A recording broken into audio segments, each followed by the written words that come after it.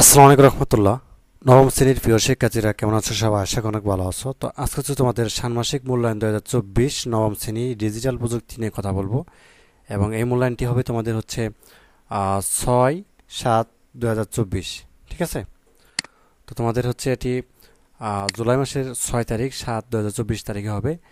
আর digital প্রযুক্তি কত পৃষ্ঠা পর্যন্ত পড়বে বা সিলেবাস কত পৃষ্ঠা পর্যন্ত দিয়েছে মাধ্যমিক উচ্চ মাধ্যমিক শিক্ষা বোর্ড থেকে, সেটি হচ্ছে তোমাদের সিলেবাস হচ্ছে 1 থেকে 70 পৃষ্ঠা পর্যন্ত। ঠিক আছে, মাসের দিকে দিয়েছে যে 1 থেকে 70 পৃষ্ঠা পর্যন্ত তোমাদেরকে মূল্যায়ন করা হবে এই ষান্মাসিক মূল্যায়নের জন্য। তো আশা করি বিষয়টি ক্লিয়ার।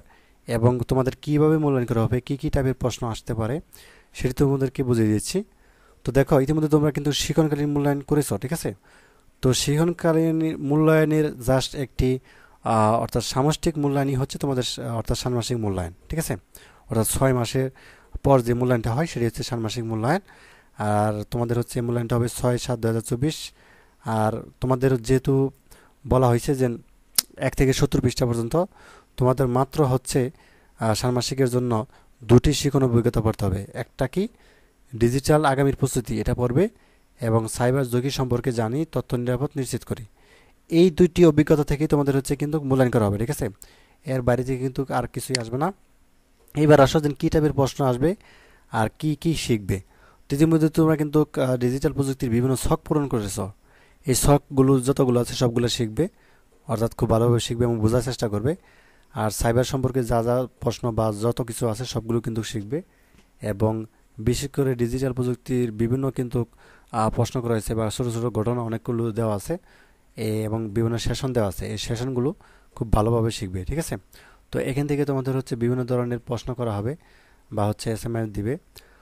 যেমন একটি গুগল ড্রাইভে তুমি কী কী রাখতে পারো বা একটি ওয়েবসাইট কীভাবে তৈরি করে, এরকমভাবে প্রশ্ন করতে পারে। অর্থাৎ সব কিছু তোমাদের হচ্ছে শিখতে হবে।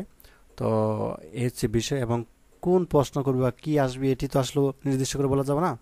তবে এর আগে যেহেতু প্রশ্ন দিয়ে দিবে, তখন তো আমরা উত্তরগুলো দিয়ে দিব, তখন তোমরা সেখান থেকে অর্থাৎ শিখতে পারবে। তো তোমাদের হচ্ছে সব কিছু ইতিমধ্যে যা যা পড়েছ, যে অভিজ্ঞতাগুলো সব কিছু বা সেশনগুলো পড়েছো সবগুলো একটু ভালোভাবে শিখবে। আর বিশেষ করে শখগুলো কিন্তু অবশ্যই শিখবে। ঠিক আছে, যেমন যেমন এখানে একটি দেওয়া আছে যে গণযোগাযোগ মাধ্যম। গণযোগাযোগ মাধ্যম কী কী হতে পারে?